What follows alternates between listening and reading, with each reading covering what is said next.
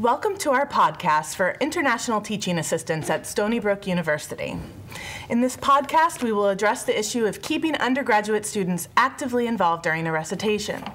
First, we will identify some common problems that teaching assistants encounter during their recitations. Then we will discuss some preventative strategies that you can use to keep your students actively engaged in your class from day one. And finally, we will propose some repair strategies that you might consider using when the class you are teaching is not actively participating. Let's look at some common problems that teaching assistants may encounter during their recitations. Here's a list of a few typical signs that students are not engaged. First, they might look elsewhere and avoid focusing on the teacher.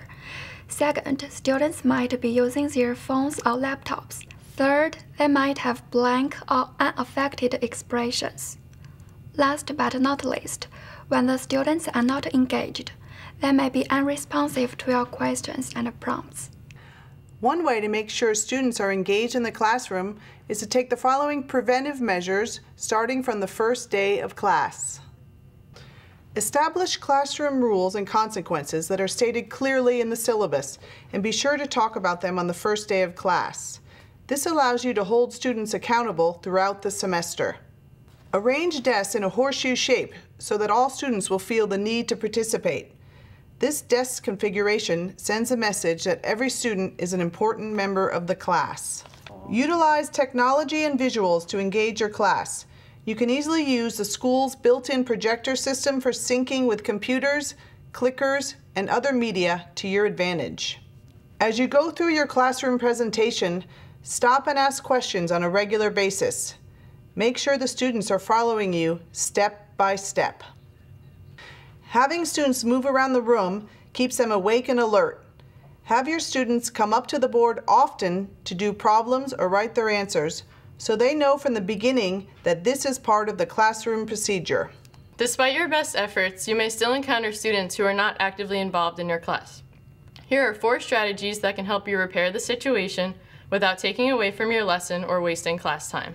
Implement pre-established classroom rules and consequences. Enforcing consequences will show that you take the rules seriously and will prevent disruptive and disengaged behavior in the future.